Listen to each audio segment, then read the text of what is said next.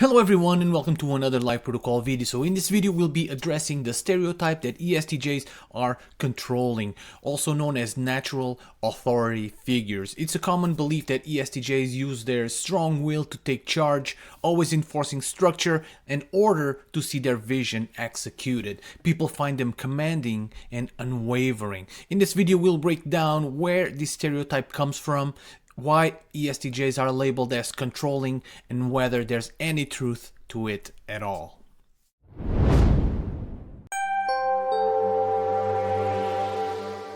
And to do that, we'll have to take a look into their cognitive functions, mainly the most powerful or impactful ones, the first two, extroverted thinking and introverted sensing. So it's my belief that extroverted thinking is a response to a deep trauma of abandonment. So people who experience abandonment, they feel like they must constantly prove their worth to avoid being left behind. High TE users such as ESTJs, they channel this fear into an intense focus on accomplishments, viewing success as a measure of their value.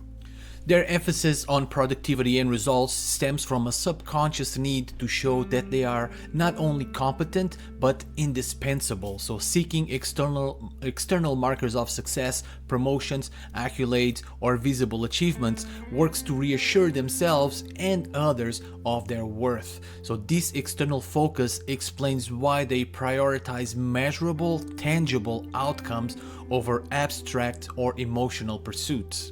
This leads to a relentless drive to complete tasks and achieve goals, ensuring they remain relevant and needed. Their focus on efficiency and problem solving stems from an underlying fear that failure or inadequacy might lead to being overlooked, or in other words, abandoned, and that is why they need to constantly see results. This need for validation is so extreme that its potency leaves no room to cater to feelings and emotions. Over time, what became a need to prove their indispensability evolved into the TE we know today, a constant striving for efficiency, goal achievement, obtaining tangible results, and productivity at the expense of feelings and emotions.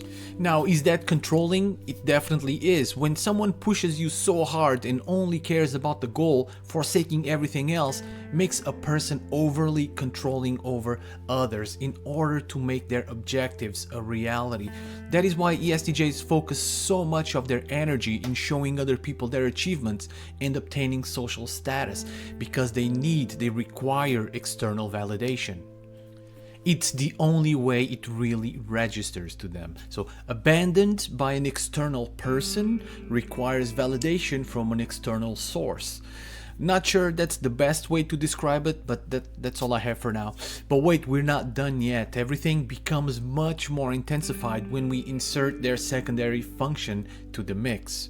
ESTJs have introverted sensing, or SI, as their secondary function, and in my theory of traumas, SI is characterized as the fear of change and the unknown. Now, this is the most rigid and inflexible function or trauma of them all, because it allows for little to no deviation from the norm. People with the trauma of fear of change and the unknown, like the name says, they don't like change or unknown factors. They see novelty, new things and ideas as threatening and unsafe. So high SI users, they place significant importance on maintaining traditions, systems and values that have proven to work over time. What is known is trusted. So what do? They try to control everything in their environment to ensure that it remains within the confines of what they know and trust. And there it is again, that word, control. Let me repeat that. They try to control everything in their environment to ensure everything remains consistent with what they know and trust, because what they know is safe and what they don't know is not. SI, fear of change and the unknown.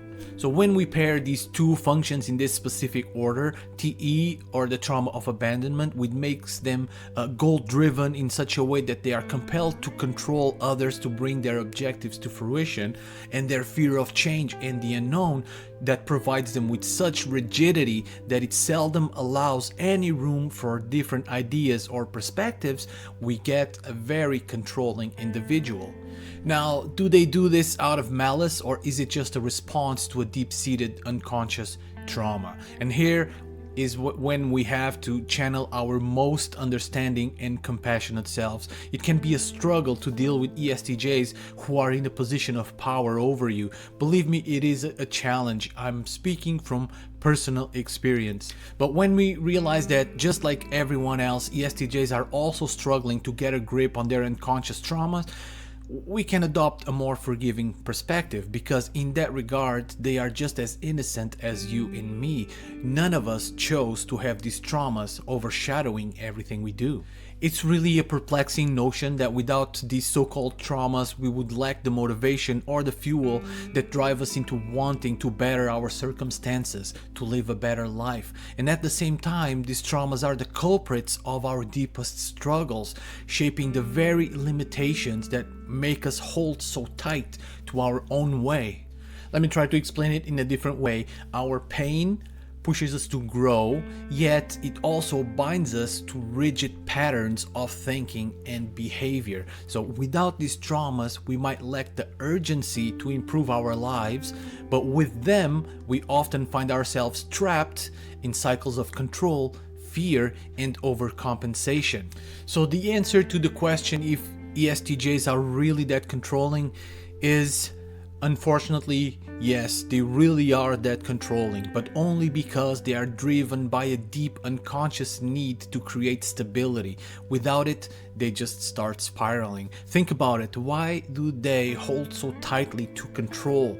It's not just about authority and power, it's about self-preservation. They feel extremely vulnerable and directionless in the unfamiliar. Change introduces uncertainty, and for someone who equates stability with security, uncertainty can feel like losing control over their own lives. So by structuring their environment, adhering to proven methods, and ensuring everything follows a predictable pattern, ESTJs create a sense of safety for themselves.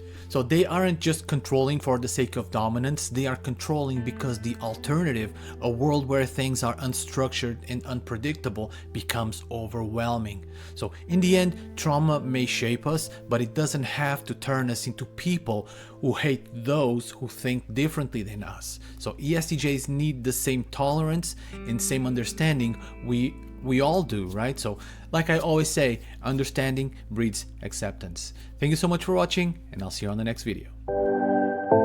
If you liked the video, please consider leaving a like and subscribing. That will allow us to keep making more videos like this. For more related content, please click on one of the suggested videos. Thank you for watching.